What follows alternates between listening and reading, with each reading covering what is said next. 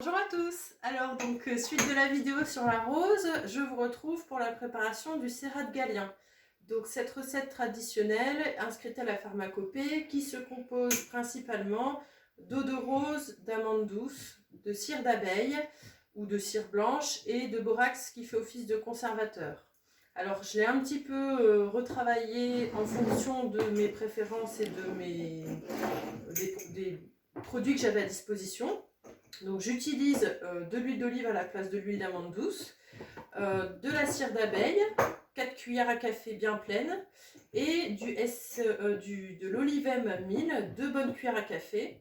Donc l'olivem 1000, c'est un émulsifiant naturel issu de l'huile d'olive qui va permettre d'avoir des textures plus légères, des textures plus proches de la crème, que si on met uniquement de la cire d'abeille, on va avoir une texture assez pâteuse, type onguent, qui sera plus adhérente, mais peut-être moins agréable à appliquer.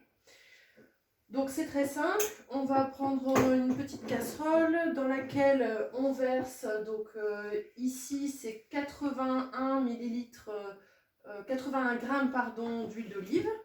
Donc s'il y en a un petit peu plus, c'est pas grave parce qu'on en perd toujours un petit peu au moment du transfert, que je vais chauffer doucement et dans laquelle je vais verser directement mes deux émulsifiants qui sont ici, donc la cire d'abeille et l'olivem 1000.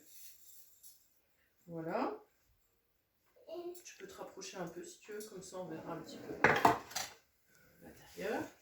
Et donc je chauffe tout doucement jusqu'à ce que la totalité de l'émulsifiant, tu peux filmer dans la... Voilà. Jusqu'à ce que la totalité de la cire et de l'olivem fondent et se fondent dans l'huile. On va attendre un petit peu.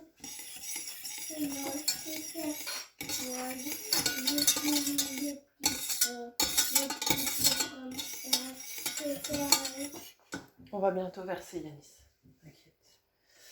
Et d'autre part, j'ai préparé 50 ml, donc moi pour plus de précision, j'utilise, enfin ici j'ai mis 60 ml, hein. Bon, je vous ai dit que j'avais retravaillé un petit peu. En fait, quand on met de l'olivem, j'ai déjà constaté qu'on pouvait augmenter la quantité de partie aqueuse sans problème. Donc j'ai mis 60 ml de l'eau de rose préparée précédemment à l'aide d'une seringue que vous pouvez facilement acquérir en pharmacie, hein.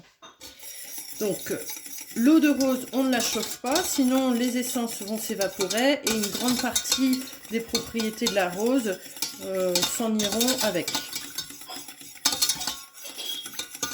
Par contre, c'est important, voilà, d'attendre que tout soit bien homogène. Et en fait, ce qu'on réalise, c'est une genre de mayonnaise, hein, tout simplement.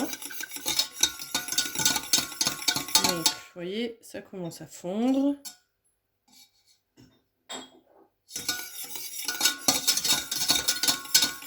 Voilà, et une fois que la totalité est fondue, je stoppe le feu tout de suite et je vais pouvoir incorporer l'eau de rose petit à petit en agitant continuellement.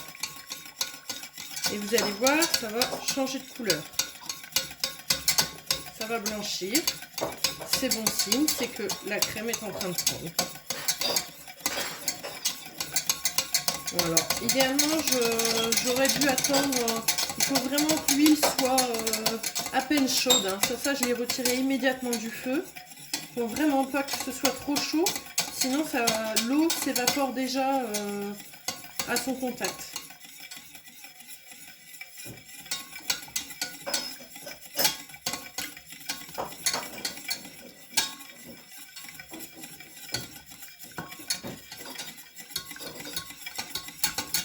Alors c'est vrai que l'huile d'olive a une couleur, ici moi en plus j'utilise une huile d'olive bio qui est assez riche, donc elle a une couleur un peu jaune-verte qui va teinter la crème, mais bon ça n'a rien de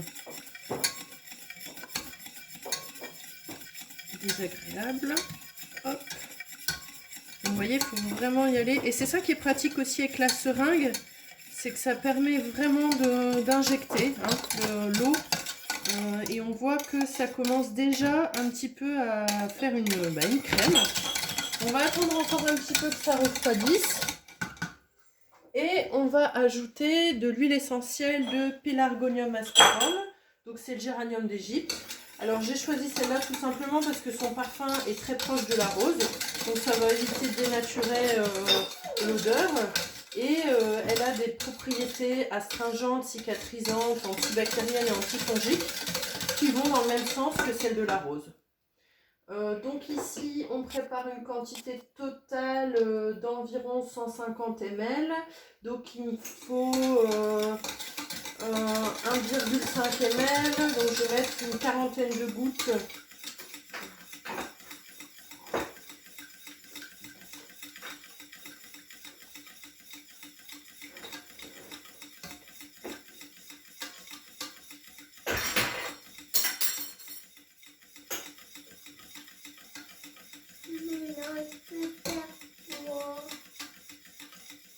Tu peux aller dessiner au tableau. Quoi? Tu peux aller dessiner au tableau. Voilà, donc il faut surtout penser à rajouter les huiles essentielles à la dernière minute. Vous voyez, la crème, elle est déjà en train de figer. Hein. Et je vais verser dans mes petits contenants, ah oui, qui ont été préparés par notre assistant préféré, qui en a profité pour s'amuser avec la cire d'abeille. Alors, les contenants sont parfaitement stériles puisqu'ils ont été ébouillantés et passés à l'alcool. Voilà, donc là, on est dans une préparation proche de la cuisine. Tant que c'est encore chaud, on aurait peut-être dû verser un petit peu avant même.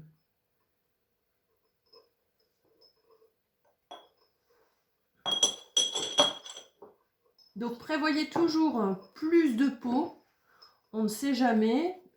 Si vous en cassez un, s'il y en a un qui se retourne,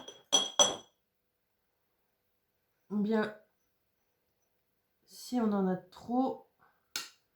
De faire quoi? Tu mets le petit pot près de la casserole, Yanis, pour que je puisse verser dedans. Voilà. Donc là, la crème va encore terminer de figer. Ce qui va être important, c'est... Voilà, ben on va faire à peu près 3 pots, je pense que ce sera parfait. Vous voyez, on a quand même une texture qui est assez épaisse, puisque c'est un sérat, hein, donc c'est pas... même en mettant l'olivem, ça reste quelque chose d'assez épais. Hop, peut-être même encore. Bon, alors c'est bien d'avoir différentes tailles de contenants. Moi j'ai récupéré les petits pots à confiture, mais n'importe quel récipient en verre peut contenir. Ce qu'il faut, c'est voilà, pouvoir le stériliser à l'eau bouillante. Sinon, au pire, si vous récupérez des pots en plastique, à ce moment-là, eh ben, passez-les à l'alcool. Alcool à 90 ou alcool à 70. Voilà, on referme et on passe un petit peu pour que ça s'homogénéise correctement. Donc, vous travaillez toujours sur un plan de travail qui a été nettoyé à l'avance. Hein, parce que on peut toujours en mettre un peu à côté. Et voilà, on va tester. Vous voyez, bon là, elle n'est pas encore tout à fait figée, mais elle a une belle texture. Elle sent bon. Et l'avantage de la cire d'abeille, c'est qu'elle va créer un film en surface qui va faire un espèce de pansement et qui va permettre d'isoler la plaie ou la peau. Voilà. C'est très simple. À vous de jouer maintenant.